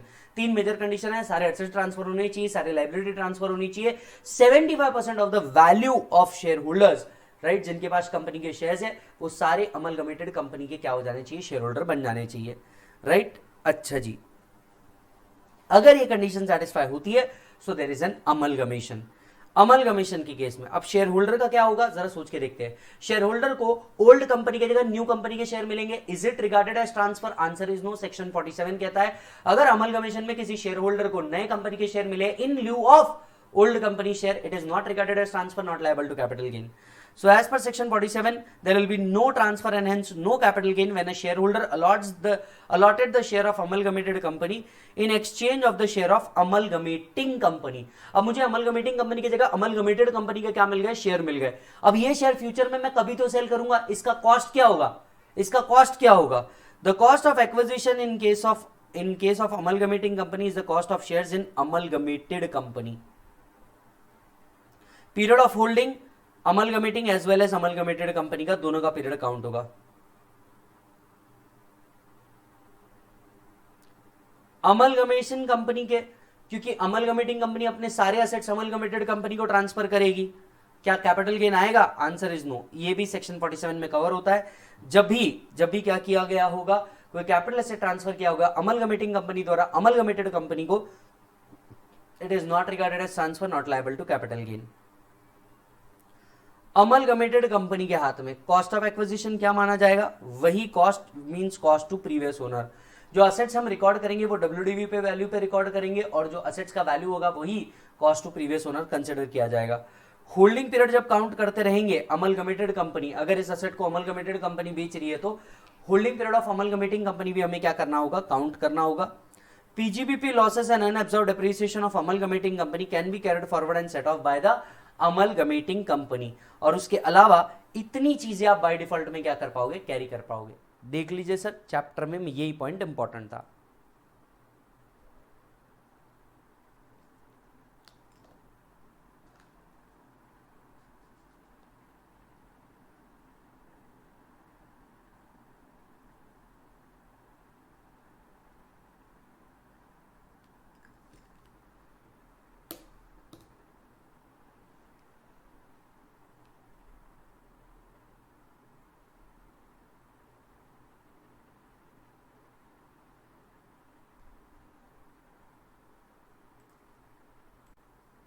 चलो जी, amalgamation के बाद अब हम लोग चलते हैं कहां के ऊपर बेटा? पेनल्टीज के ऊपर. डीमर्जर के ऊपर नहीं, पेनल्टीज के ऊपर हम लोग को चलना होगा. तुरंत हम लोग डीमर्जर नहीं देखेंगे, हम लोग डीमर्जर बाद में देखेंगे, और हम सबसे पहले जाएंगे पेनल्टीज के ऊपर. यस और no? Penalties cover as well as prosecution. जब हम पेनल्टीज की बात करते हो तो याद रखना सबसे इंपॉर्टेंट पेनल्टी जो बनती है वो बनती है 270A की. पेनल्टी टॉपिक जब भी आप पढ़ते रहोगे, penalty related to transfer pricings को थोड़ा सा ज्यादा फोकस करना, क्योंकि इंटरनेशनल टैक्स में अगर कोई पेनल्टी पूछी जाती है तो वो ट्रांसफर प्राइसिंग से रिलेटेड पेनल्टी पूछी जाती है. तो जब मैं पेनल्टी टॉपिक यहाँ पे पढ़ा रहा हूँ, ऑल टुगेदर पेनल्टी टॉपिक नहीं पढ़ा रहा हूँ, जितने इंपॉर्टेंट सेक्शन है हम लोग उतने ही फटाफट क्या करेंगे? रिवाइज करेंगे. यस और नो?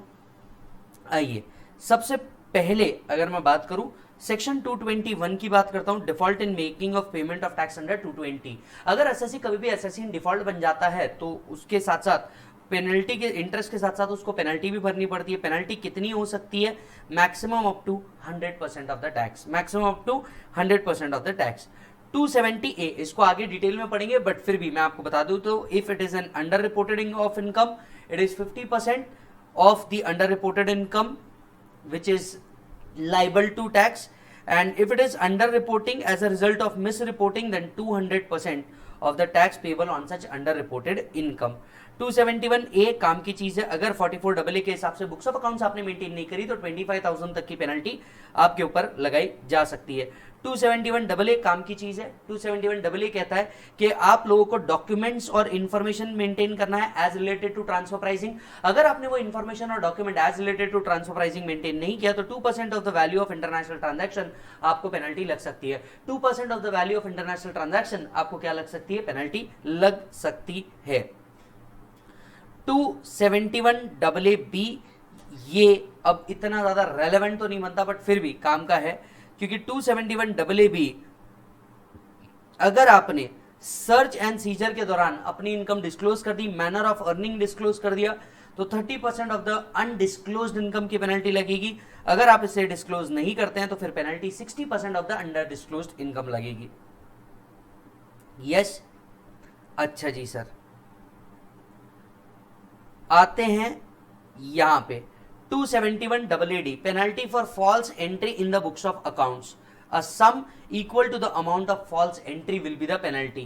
So अगर आपने बुक्स ऑफ अकाउंट्स में कोई फॉल्स एंट्री मारी है या कोई ओमिट कर दी है कोई entry in computing the total income, false entry include forge, false documents, false invoices, invoice of supply, received goods, services, both issued by the person and any other person without actual supply और receipt of goods, ये उनके लिए लाया है जो GST के अंदर में घपले करते हैं। एक्चुअली गुड्स आपने सप्लाई नहीं किया, बट फॉल्स बिल आप लोगों ने क्या किया, प्रोवाइड किए हैं। तो अगर कोई ऐसी फॉल्स एंट्री या फॉल्स बिल आ जाता है तो amount equal to the false bill और फॉल्स एंट्री क्या लग सकती है, पेनल्टी लग सकती है। 271 बी काम का है, अगर आप लोगों ने टैक्स ऑडिट नहीं किया तो पेनल्टी इज 0.5% ऑफ सेल्स और 1,50,000 विच एवर इज लोअर का आपको पेनल्टी लगेगा। 271 बी भी काम का है। 92 ट्रांसफर प्राइसिंग रिपोर्ट देनी पड़ती है 92 के अंदर में, ये रिपोर्ट आपने नहीं प्रोवाइड की तो 1,00,000 रुपए तक की पेनल्टी आपके ऊपर लगाई जा सकती है। 269 SS, ये वाली पेनल्टी मैंने आपको याद करने बोली है सर्च एंड सीजर के अंदर में। 269 SS का नॉन कंप्लायंस हुआ, penalty will be an amount equal to the loan or deposit accepted or taken। 269 SS के कॉन्ट्रावेंशन में आपने कोई भी अमाउंट ली है, रिसीव करी है, तो आपको पेनल्टी लग सकती है amount equal to the loan. At the same time 269 ST का नॉन कंप्लायंस हुआ तो आपको again a sum of 2 lakh और more receive from a person और person in a day, then आपको पेनल्टी लग सकती है an amount equal to the amount.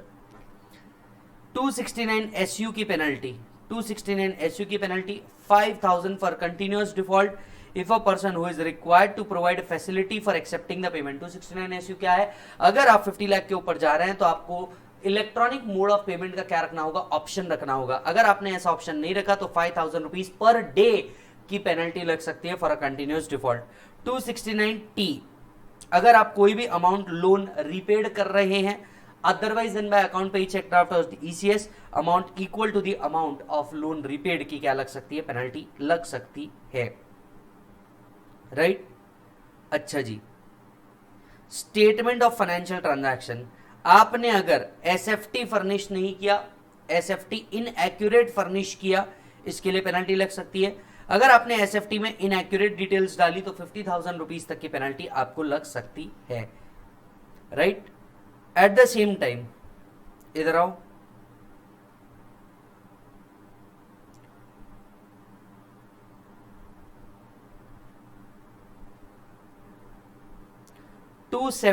GB non furnishing of report by reporting entity which is obliged to furnish country by country reporting.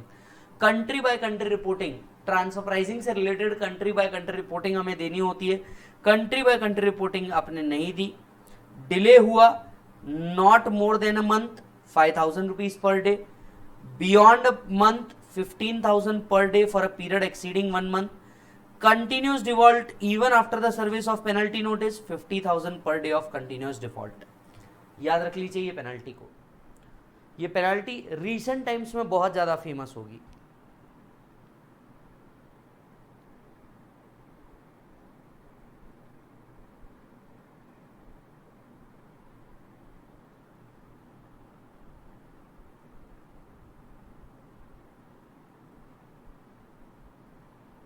Check करिए,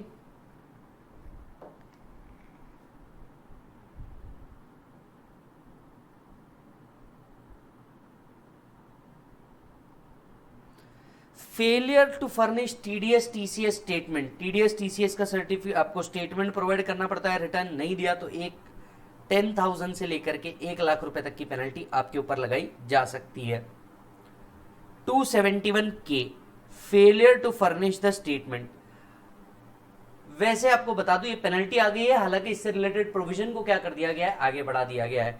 जो भी institute university institution 35 के अंदर में है या फंड और इंस्टीट्यूशन 80G के अंदर में लिखे हैं, इनने अगर स्टेटमेंट फर्निश नहीं किया, स्टेटमेंट में क्या कवर था, कितने लोगों से कितना अमाउंट हमको क्या मिला है, अमाउंट मिला है एज अ डोनेशन, ये स्टेटमेंट अगर उन्होंने फर्निश नहीं किया तो इसकी पेनल्टी है not less than 10,000 but we may extend to 1,00,000 rupees की पेनल्टी इसके ऊपर लगाई जा सकती है।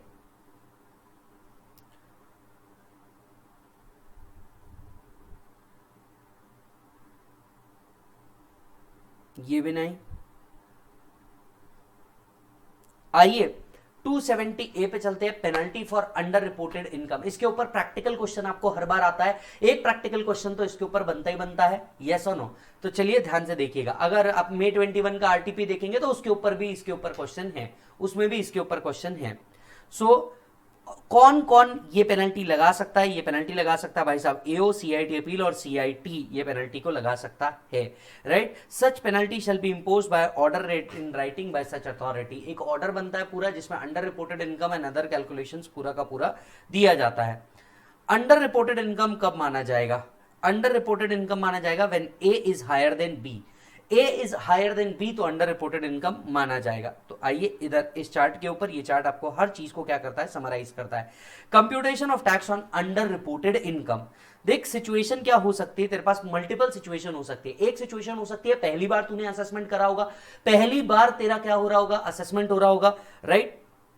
दो सिचुएशन अराइज होती है अगर पहली बार असेसमेंट हो रहा होगा। असेसी का अगर पहली बार असेसमेंट हो रहा होगा, दो सिचुएशन, एक उसने रिटर्न फाइल किया, दूसरा उसने रिटर्न फाइल नहीं किया। पहला से स्टार्ट करते हैं। अगर उसने रिटर्न फाइल नहीं किया, assessed income exceed basic exemption limit, तो there is an under reported income. अगर आपकी assessed income basic exemption limit से ऊपर जा रही है, पहली बार असेसमेंट हो रहा है, आपकी assessed income basic exemption limit के ऊपर जा रही है, तो भैया there is an under reported income, there is an under reported income, right. अब अंडर रिपोर्टेड इनकम के ऊपर किस तरीके से टैक्स निकाला जाएगा? अगर कंपनी फर्म लोकल अथॉरिटी होगी तो इनको तो बेसिक एग्जाम्पशन लिमिट का बेनिफिट नहीं मिलेगा। So what ever is the income under assessed will be under reported income. जो भी इनकम फिर असेस की गई है, अगर ये इनकम बेसिक एग्जाम्पशन लिमिट से ऊपर जा रही है, तो अंडर असेस्ड इनकम, जो आपकी असेस्ड इनकम है, वही इनकम को आपकी अंडर रिपोर्टेड इनकम मान लिया जाएगा। Without giving any basic exemption limit इसके ऊपर टैक्स निकाला जाएगा, tax on under reported income. लेकिन अगर ये असेसी अदर असेसी है, मतलब बेसिक एग्जाम्पशन लिमिट का बेनिफिट मिलेगा, सो अंडर रिपोर्टेड इनकम कितनी मानी जाएगी? What ever is the assessed income minus basic exemption limit, आपकी क्या बन जाएगी? अंडर रिपोर्टेड इनकम बन जाएगी। ये तीन को तो बेसिक एग्जाम्पशन लिमिट का बेनिफिट नहीं मिलता, लॉजिकल है। बाकी सबको बेसिक एग्जाम्पशन लिमिट का बेनिफिट मिलता है, तो बेसिक एग्जाम्पशन लिमिट माइनस करके आपकी अंडर रिपोर्टेड इनकम बनेगी। ये अंडर रिपोर्टेड इनकम पे आपको क्या निकालना है? टैक्स निकालना है, राइट। टैक्स कैसे निकालेंगे? Tax on under reported income plus basic exemption limit if any, इसके ऊपर आपको क्या निकालना है? टैक्स निकालना है। सर ऐसा क्यों किया जाता है? ताकि सरचार्ज इफेक्ट मिल जाए, ताकि क्या मिल जाए? सरचार्ज इफेक्ट मिल जाए। अगर असेसी ने रिटर्न फाइल किया है, अगर असेसी ने रिटर्न फाइल किया है, तो जाहिर सी बात है हर रिटर्न 100% प्रोसेस होता है और 143(1) के अंदर में समरी असेसमेंट होता है, तो अंडर रिपोर्टेड इनकम कितनी मानी जाएगी? Whatever is your assessed income minus income under 143(1), summary assessment में जो आपकी इनकम निकली है वो। So under income assessed minus income as per 143(1), ये आपकी अंडर रिपोर्टेड इनकम मानी जाएगी। अंडर रिपोर्टेड इनकम पे टैक्स कैसे निकाला जाएगा? Tax on under reported income plus income under 143(1), जो भी आपका टैक्स आया on the under reported income plus income जो आपकी 143(1) पे है, उस पे आप टैक्स निकालोगे, लेस टैक्स जो आपने 143(1) के हिसाब से पे किया है। अंडर रिपोर्टेड इनकम प्लस 143(1) में जो इनकम आई है, right, under reported income plus 143(1) में जो इनकम आई है, इसके ऊपर टैक्स माइनस टैक्स आपने जो 143(1) के अंदर में पे किया होगा, ये बन जाएगा आपका tax on under reported income. बड़ा सिंपल है। अगर आपकी पहली बार असेसमेंट हो रही है, रिटर्न भरा नहीं भरा, अगर आपने रिटर्न नहीं भरा है, अगर आपने रिटर्न नहीं भरा है and your assessed income exceed basic exemption limit, so there is an under reported income. अब कैसे निकाला जाएगा? अगर कंपनी फर्म लोकल अथॉरिटी है तो जितनी असेस्ड इनकम है यही अंडर रिपोर्टेड इनकम बन जाती है। अगर आप अदर असेसी है तो assessed income minus basic exemption limit आपकी अंडर रिपोर्टेड इनकम बनती है और उसके ऊपर आपको टैक्स निकालना पड़ता है। अगर आपने रिटर्न भरा है तो अंडर रिपोर्टेड इनकम कितनी है? असेस्ड इनकम माइनस जो इनकम आपने 143(1) में असर्टन किया है, ये आपकी अंडर रिपोर्टेड इनकम बनेगी। अब टैक्स कैसे निकाला जाएगा? 143(1) की income plus under reported income जो अभी हमने माइनस करके निकाली, इस पे टैक्स माइनस जो टैक्स आपने 143(1) के अंदर में पे किया होगा, ये बन जाएगा tax on under reported income. इसका 50% and if it is miss reporting तो फिर 200% का आपको क्या देना पड़ेगा मालिक? टैक्स देना पड़ेगा। Eight the same time reassessment वाला सिचुएशन है, रीअसेसमेंट वाला सिचुएशन है। इसके पहले एक बार असेसमेंट हो चुका है, अब दोबारा असेसमेंट हो रहा है। अगर इसके पहले असेसमेंट हुआ था मतलब एओ ने असेसमेंट करा होगा, उसके बेसिस पे हमने बाय डिफॉल्ट में टैक्स भी पे किया होगा।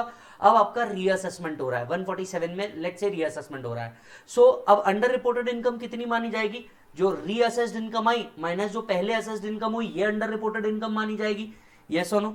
If reassessed income exceed the income disclosed in earlier assessment, so ये पेनल्टी लग सकती है। अंडर रिपोर्टेड कितना माना जाएगा? Reassessed income minus income assessed earlier. Tax कैसे निकलेगा? Reassessed income plus under reported income, इस पे टैक्स। यस, जो भी आपने पहले असेसमेंट करी थी प्लस अंडर रिपोर्टेड इनकम, इस पे टैक्स माइनस जो टैक्स आपने अर्लियर असेसमेंट में पे कर दिया, ये टैक्स का 50 या 200% आपको पेनल्टी लग सकती है। तीसरा situation where loss is reduce or loss is converted into income. अगर लॉस रिड्यूस कर रहे हैं मतलब आपकी इनकम बढ़ा रहे हैं, या लॉस को इनकम में कन्वर्ट कर दे रहे हैं असेसमेंट में, तब भी तो आपकी इनकम ही बढ़ा रहे हैं वो। ऐसे केस में क्या होगा, अंडर रिपोर्टेड इनकम कितनी मानी जाएगी, where the loss is reduce, loss claimed minus loss assessed is the under reported income, where loss is converted into profit, loss claimed minus income assessed, आपकी अंडर रिपोर्टेड इनकम बन जाएगी। उसके ऊपर आपको tax निकालना होगा। अगर मैट एप्लीकेबल है, अगर मैट या एएमटी एप्लीकेबल है, फर्स्ट टाइम असेसमेंट हो रहा है या फिर रीअसेसमेंट का केस हमें ये देखना पड़ेगा। अगर फर्स्ट टाइम असेस हो रहा है, रिटर्न आप तक फाइल नहीं किया है, इफ बुक प्रॉफिट या adjusted total income exceed basic exemption limit, penalty applicable है। अगर आपने रिटर्न फाइल किया है and book profit exceeds the book profit under 143(1) computation, तो आपके ऊपर ये पेनल्टी एप्लीकेबल है।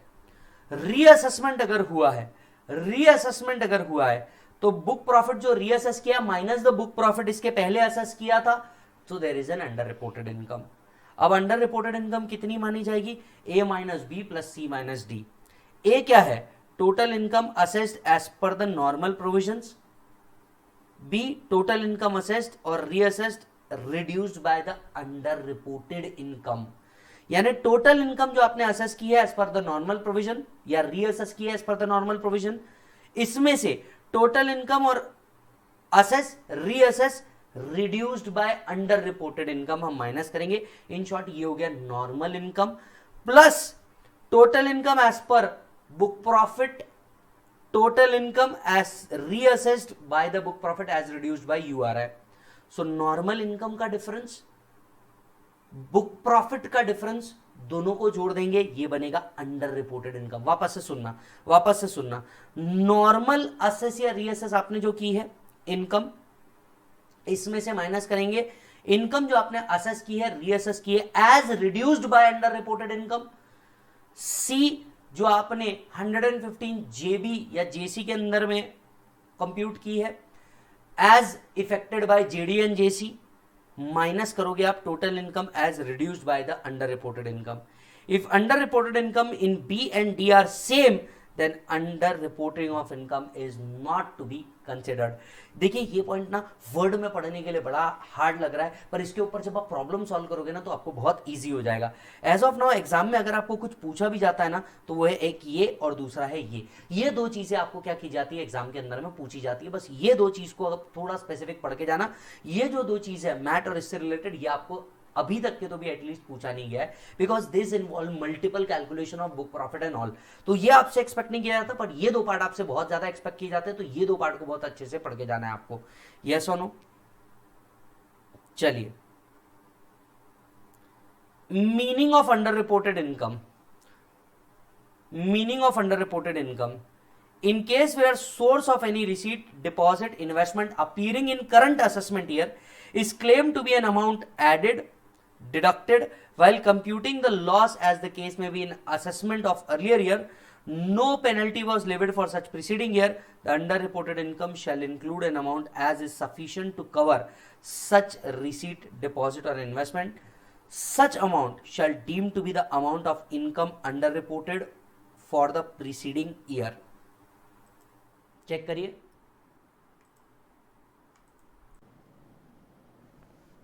वर्ड पढ़ करके कुछ समझ में आया क्या लिखा है?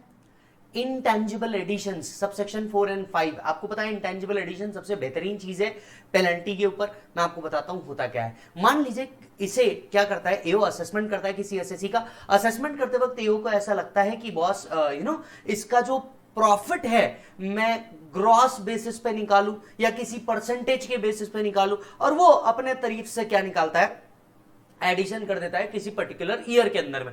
तो मान लीजिए मैं किसी एसएससी की बात कर रहा हूं जिसका 2017 में असेसमेंट हुआ था, और असेसमेंट करते वक्त एओ ने ग्रॉस प्रॉफिट के बेसिस पे कुछ एडिशंस कर दिए थे। ये एडिशंस करीब 5 करोड़ के थे। 2021 के अंदर में आकर के असेसी के पास कुछ अंडर रिपोर्टेड इनकम मिलती है, कुछ ऐसे एक्सपेंसेस मिलते हैं, राइट। अब असेसी बोलता है ये जो खर्चे मैंने किए हैं ना, ये उस एडिशन से रिलेट करते हैं जो आपने किससे किए थे, मेरी इनकम बढ़ाई थी, ये उससे रिलेटेड है, इसे हम कहते हैं इनटेंजिबल एडिशन। अब आपको अगर पता होगा तो अनंतराम वीरा सिंघा एंड कंपनी का केस था, जहां पे सुप्रीम कोर्ट ने कहा था कि एओ ने अगर पहले क्या कर दिया है, कोई इनटेंजिबल एडिशन कर दिए और बाद में असेसी से रिलेटेड क्या मिल जाता है भाई साहब, असेसी के पास कोई अनअकाउंटेड कैश एंड अदर चीजें मिल जाती है, असेसी कह सकता है कि ये उस साल से रिलेटेड है, ये उस इनटेंजिबल से रिलेटेड है, राइट। और ऐसे केस में एओ को उसका प्ली मानना पड़ेगा और उसके पास पेनल्टी लगाने का कोई ऑप्शन नहीं रहेगा। अब इनटेंजिबल एडिशन क्यों लाया, इसी चीज को कर्व अप करने के लिए। दैट इज, अगर कभी भी एओ ने इंटेंजिबल्स एडिशन किए थे और इस एडिशन के ऊपर उसने कभी भी पेनल्टी नहीं ली है, तो इसे पिछले साल की अंडर रिपोर्टेड इनकम मान करके क्या किया जा सकता है, इस पे पेनल्टी कलेक्ट की जा सकती है। वर्ड को चेक कीजिएगा, in case where the source of any receipt, deposit, investment appearing in the current assessment year is claimed to be an amount added to income deducted while computing the loss, as the case may be in a assessment of such person in any earlier assessment year। आज कोई amount मिली है जिस amount को उसका addition किसी पिछले assessment year के अंदर में किया था, and no penalty was levied for such preceding year, और उस साल के लिए इसे अंडर रिपोर्टेड इनकम न मान करके इसकी कोई पेनल्टी अगर नहीं लगाई गई थी, such amount shall deem to be an under reported income, such amount shall deem to be an under reported income for the preceding year in the following order. सबसे पहले वो प्रीवियस ईयर की income मानी जाएगी preceding the this particular year, और अगर उस साल में ये पूरा सफिशिएंट नहीं हो रहा तो उसके पहले साल की भी इनकम मान के इस पे अंडर रिपोर्टिंग का पेनल्टी लगाया जा सकता है। Yes, cases not to be included within the scope of under reported income. कौन कौन से केसेस अंडर रिपोर्टेड इनकम नहीं मानेंगे, the amount of income in respect of which assessee offers an explanation, जिस चीज के लिए एक प्रॉपर एक्सप्लेनेशन दे देता है असेसी, उसको अंडर रिपोर्टेड इनकम नहीं मानते। Amount of under reported income determined on the basis of an estimate, अगर एस्टिमेट के बेसिस पे निकाला गया है, राइट, तो ये अंडर रिपोर्टेड इनकम नहीं माना जाता, subject to certain condition. Amount of under reported income determined on the basis of an estimate where the assessee has on its own estimated the lower amount of addition, disallowance on the same issue and included such amount on computation। जब assessee ने खुद हो करके ही lower show किया होगा और ये compute करके उसने बताया है एओ को, and the amount of under reported income represented by any addition in conformity with the arm's length price. यहां अंडर रिपोर्टेड इनकम है बट आर्म्स लेंथ प्राइस के हिसाब से अगर ये बिल्कुल सही कैलकुलेशन है तो हम इसे अंडर रिपोर्टेड इनकम नहीं मानते। And amount of undisclosed income on account of search operation, क्योंकि उसके ऊपर जो पेनल्टी है वो 271AA में आती है, तो जो सर्च के अंदर में मिलता है वो 271AA के हिसाब से पेनल्टी लगता है, यहां आता नहीं। केसेस ऑफ मिस रिपोर्टिंग कब माना जाएगा, under reporting is due to misreporting. Misreporting में देयर इज अ मिसरिप्रेजेंटेशन और सेपरेशन ऑफ फैक्ट, अगर कुछ चीज छुपाई गई है या बताई नहीं गई है या फुल्ली डिस्क्लोज नहीं की गई तो ये मिसरिप्रेजेंटेशन हो सकता है। Failure to record investment in the books of accounts, कुछ इन्वेस्टमेंट आपके पास से मिली है जिसको आपने बुक्स ऑफ अकाउंट्स में रिकॉर्ड ही नहीं करके रखा था, अगर आपने बुक्स ऑफ अकाउंट्स में से रिकॉर्ड नहीं करा था तो ये मिस रिप्रेजेंटेशन है। Claim of expenditure not substantiated by any evidence, आपने एड हॉक एक्सपेंसेस डेबिट करके रखे हुए लेकिन इसके पीछे कोई वैलिड एक्सप्लेनेशन नहीं है, ना ही इसके कोई बिल एंड अदर चीजें मिल रही है। Recording of any false entry in the books of accounts, false entry in the books of accounts के लिए ये तो पेनल्टी लगेगी, वो पेनल्टी जो फॉल्स एंट्री वाली है वो भी लग जाएगी। Failure to record any receipts in the books of accounts having bearing on the income, कुछ सेल्स आपने कैश में करी थी उसको आप रिकॉर्ड नहीं कर पाते। और failure to report any international transaction और डीम्ड इंटरनेशनल ट्रांजैक्शन, अगर आपको इंटरनेशनल ट्रांजैक्शन या डीम्ड इंटरनेशनल ट्रांजैक्शन को रिपोर्ट नहीं करते तो ये क्या माना जाएगा मालिक, under reported income due to misreporting of income. If it is only under reporting 50%, if it is under reporting as a result of misreporting 200% of tax payable, जो हम लोगों ने ऊपर निकाला। ये सुनो, चलिए ये तो पावर है, डन। सेक्शन 274 के अंदर में एक अमेंडमेंट आया है, 274 के अंदर में एक अमेंडमेंट आया है, ध्यान से सुनिएगा। No order of imposing a penalty in this chapter shall be made unless the assessee has given a reasonable opportunity of being heard. Penalty लगाने से पहले ओबीएच देना जरूरी है। पेनल्टी ऑर्डर कौन इंपोज करेगा, याद रखिएगा, अगर इनकम टैक्स ऑफिसर कर रहा है वेयर पेनल्टी एक्सीड 10,000, एसीडीसी कर रहा है और ये 20,000 से ऊपर जा रहा है तो ये अप्रूवल लेना पड़ेगा किसका बेटा, जेसी का। सो अगर इनकम टैक्स ऑफिसर को पेनल्टी ऑर्डर लगाना है 10,000 के ऊपर, एसीडीसी को पेनल्टी ऑर्डर लगाना है 20,000 के ऊपर, तो इनको जेसी का अप्रूवल क्या करना पड़ेगा, लेना पड़ेगा। ये 3 सबसेक्शन ऐड किए गए हैं, ये रिलेट करते हैं फेसलेस पेनल्टी स्कीम से। फेसलेस पेनल्टी स्कीम का पावर यहां डाला गया है, that central government will being a scheme for the purpose of efficiency, transparency and accountability to eliminate the interface between AO and the assessee, optimum utilization of resources and imposing a team based penalty। इससे related central government कोई scheme ला सकता है। As of now ये scheme आई है 2021 में, पर आप लोग को एप्लीकेबल नहीं है। एट द सेम टाइम ये डायरेक्शन 2022 के बाद इशू नहीं होंगे और इसे बोथ हाउस ऑफ पार्लियामेंट के सामने रखना होगा, राइट। ओके, यहां आइए, इसके बाद हम लोग पढ़ते हैं स्टेटमेंट ऑफ फाइनेंशियल ट्रांजैक्शन। इसे एनुअल इंफॉर्मेशन भी कहा जाता था, एनुअल इंफॉर्मेशन रिपोर्ट भी कहा जाता था। अब इसे एसएफटी कहा जाता है। कौन कौन से ट्रांजैक्शन के लिए किया जाता है वो भी हम लोग डिस्कस कर लेते हैं। एसएफटी को फाइल करना जरूरी है 31 मई ऑफ द असेसमेंट ईयर तक के। नहीं फाइल किया तो 271FA की पेनल्टी लगेगी, जो हम ऊपर पढ़ के आए हैं, और इनकरेक्ट इन्फॉर्मेशन दिया तो 271FAA की पेनल्टी लग सकती है। यहाँ पे एक लिस्ट दी ऑफ ट्रांजैक्शन, जहां पे इन लोगों को स्टेटमेंट ऑफ फाइनेंशियल ट्रांजैक्शन देना होगा। बैंकिंग कंपनी कोऑपरेटिव्स को देना होगा अगर उनके payment in cash aggregate 10 lakhs or more in a financial year for purchase of a prepaid instrument है तो। Payment in cash for purchase of bank draft 10 lakh के ऊपर है तो। अगर कोई 10 लाख के ऊपर का एफडी ले रहा है तो, या प्रीपेड इंस्ट्रूमेंट्स ले रहा है तो ये देना जरूरी है। बैंक क्या करेगी, एसएफटी सबमिट करेगी। एट द सेम टाइम जो कंपनी शेयर इशू कर रहे हैं और किसी व्यक्ति से रिसीट हो रहा है 10 लाख और मोर का इन अ फाइनेंशियल ईयर, तो उसका डिटेल्स आपको इनकम टैक्स डिपार्टमेंट को देना है। एसएफटी वो चीज है जिसके कारण इनकम टैक्स डिपार्टमेंट को अलग अलग व्यक्तियों के क्या मिलती है, इंफॉर्मेशन मिलती है। Company as a listed recognized stock exchange अगर ये बायबैक करती है और किसी भी अमाउंट को पे करती है 10 लाख या ऊपर in a financial year to a person, तो उसकी डिटेल दी जाती है, so on and so forth. ऐसी बहुत बड़ी लिस्ट है कि आपको किन किन के केसेस में आपको एसएफटी देना है। अगर कोई भी पर्सन टैक्स ऑडिट के अंदर में आ रहा है, receipt in cash of more than 2 lakh for sales of by any person of any goods or services in the nature mentioned, हमें उसका एसएफटी डिटेल्स देना होगा। यस, अच्छा जी सर। अब आते हैं प्रोसिक्यूशन के ऊपर। प्रोसिक्यूशन की लिस्ट के अंदर में एक ये पढ़ना, willful attempt to evade the tax, penalty or interest or under reporting of income, whether ought to evaded exceed 1 lakh, minimum and maximum penalty are mentioned here under। जरा ध्यान से सुनिएगा। Where tax ought to be evaded exceed 1 lakh 6 months to 7 year की, in any other cases 3 months to 3 years तक की penalty लगाई जा सकती है। 276CC willful failure to furnish the return of fringe benefit tax or return of income or return in response to notice under 142, 148, 153। tax sought to be evaded exceed 1 lakh 6 months to 7 years तक की penalty लगाई जा सकती है। In other cases 3 months to 3 years तक की prosecution penalty आपको लगाई जा सकती है।